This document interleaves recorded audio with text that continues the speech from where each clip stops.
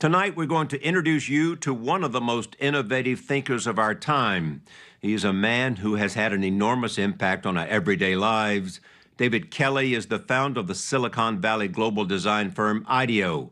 His company has created thousands of breakthrough inventions, including the first computer mouse from Apple, the stand-up toothpaste tube, and a better Pringle for Procter & Gamble.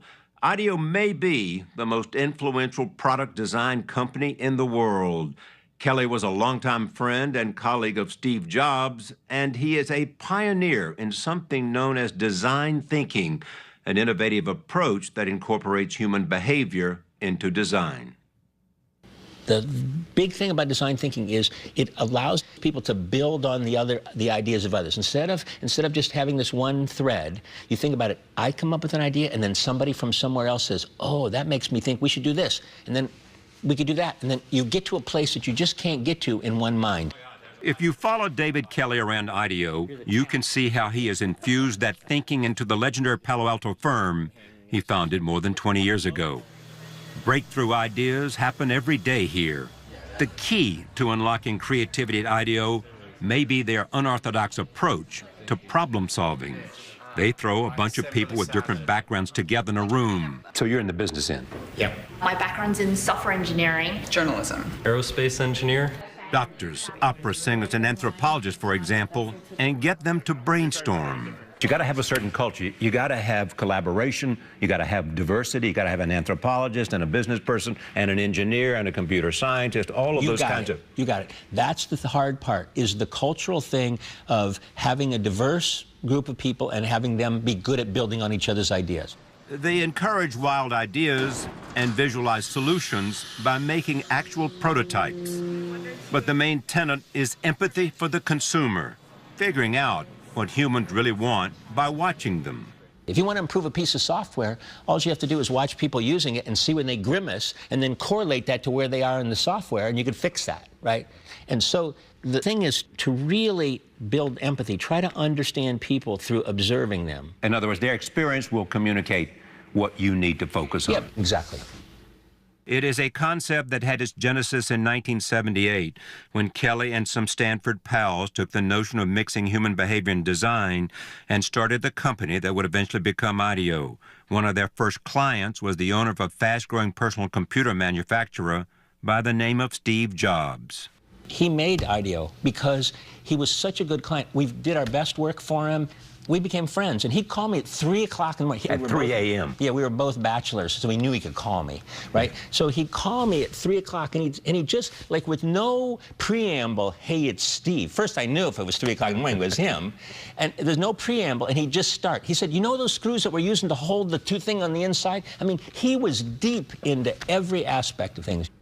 Kelley's company helped design dozens of products for Apple, including Apple III and Lisa, and the very first Apple mouse, a descendant of which is still in use today.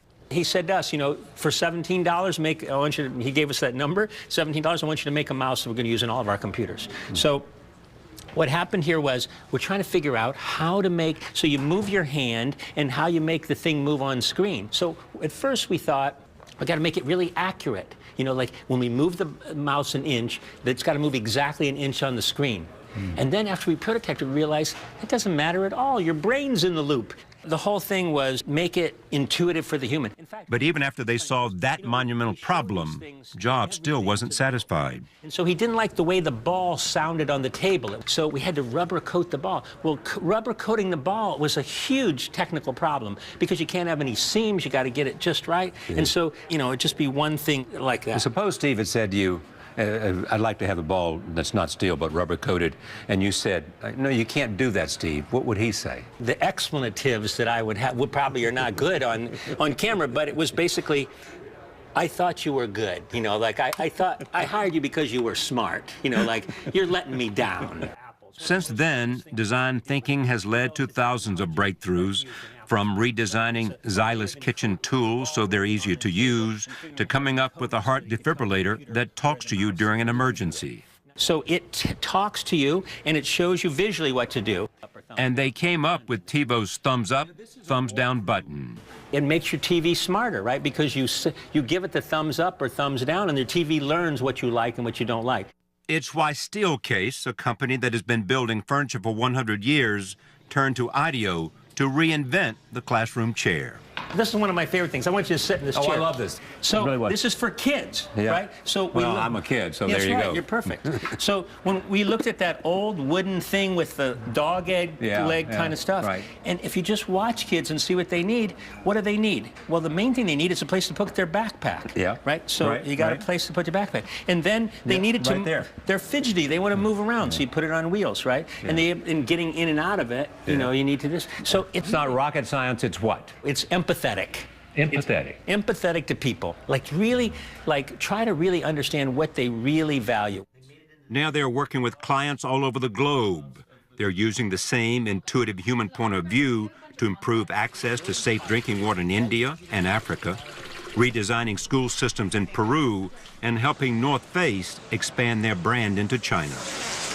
Kelly has always been good at coming up with ingenious solutions to everyday problems. His first job was at Boeing. He was part of a team that designed the lights around the passenger windows, as well as a milestone in aviation history, the laboratory occupied sign.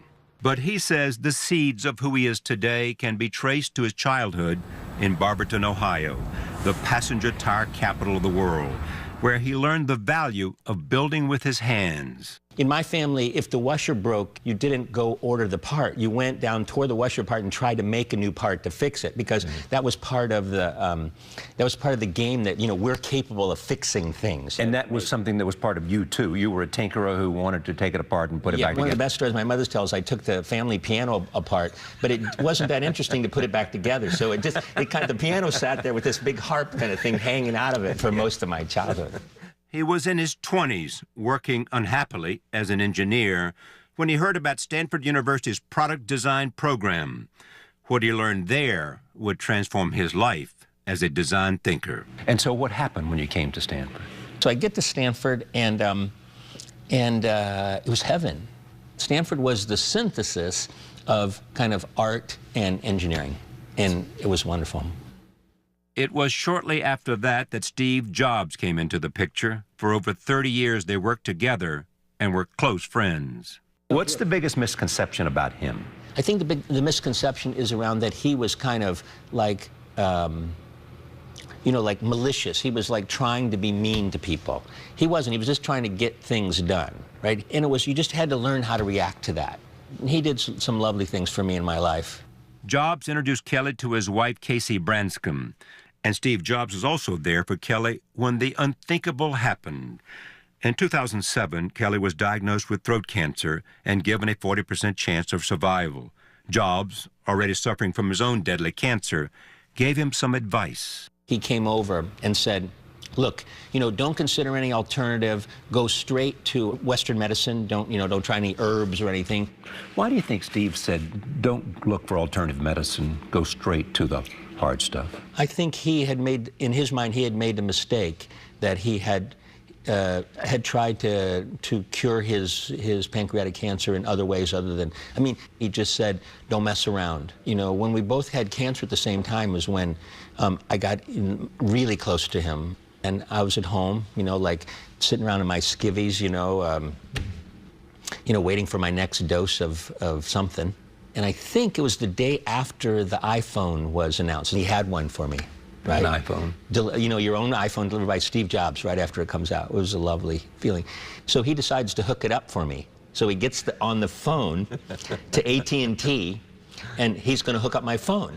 And it's not going well. So This is such good news for me. eventually he pulls the I'm Steve Jobs card. You know, he says to the guy, I'm Steve Jobs. I'm sure the guy on the other end says, yeah, buddy, I'm Napoleon. You know, like, get out of here. Right? But anyway, so he never did really get it hooked up. He never hooked it up? No, not that day. Yeah. But But he was close. What did he teach you about living with cancer? Steve focused more on his kids, I think, than anything, and made me fight more to survive. And so that focus on family, you know, was something that he taught me. You cared deeply that you watched your daughter. Yes. as she continues to grow. And It's about her. What was her life going to be like if I died? That's really motivating.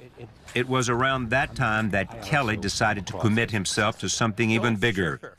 And why he approached Stanford University and a wealthy client named Hasso Plattner with the idea of setting up a school dedicated to human-centered design. He thought that was a great idea, and he said he'd help me. And I said, oh, thank you. And then I went back, and the You had no idea what he meant? No. The development officer at Stanford says, when a billionaire says, I'll help you, you should call him back right away. Yes. So it turns out Hasso funded the whole thing. He said, $35 million. Yeah. He said, how much you need? I wish I'd have said $80 million. He said yes to whatever I said, I think. Kelly now runs a groundbreaking and wildly popular Hasso-Plattner Institute of Design at Stanford, the D School. Okay.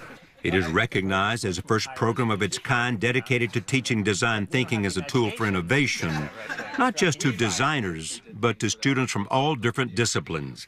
I think you can follow your noses a little bit around that. Like, where's the big idea? Where's the excitement? Twice as many Stanford grad students want to take classes as are seats available. The lucky 500 students in the program augment their master's degree studies in business, law, medicine, engineering, and the arts by solving problems collaboratively and creatively and immersing themselves in the methodology Kelly's made famous. But there are no degrees. It is something Steve Jobs talked him out of. He said, I don't want somebody with one of your flaky degrees. Very stupid, right? I don't want them working for me. Yeah, I don't want that working for me. If they just have your flaky degree. But if they have a computer science degree or a business degree, and then they've come and have our way of thinking on top of that, I'm really excited about it. Today, his cancer is in remission. He spends more time doing the things that he cares about most, including tinkering in his workshop with his 15-year-old daughter. so, Claire, tell me this. What happens here? Everything. Really everything. Yeah, so Claire and I come here to do projects together. Our big project is right over there presently, which is to make a 3D printer. It's called a PrinterBot. And it's a little machine that makes 3D objects, like a printer that puts ink on a page. Yeah. This makes something three-dimensional. His love of making things is as much a part of his DNA as his appreciation for the car, which he calls the most important object in our lives. So why do you like it? What does it mean to you? Well, you know, it's about the same vintage as me, and it just makes everybody smile. Okay. I like the sound of the motor. Almost every day you can find David Kelly driving his '54 Chevy pickup truck between Stanford and IDEO, inspiring the design thinkers of tomorrow and quietly shaping the future. My theory is that sometimes life squeezes out the best of us. I've never heard that, but that really resonates with me. So if I could write the first line of your epitaph, it might be, David Kelly, help people find the confidence in their creativity. That'd be lovely. And change the world. Yeah.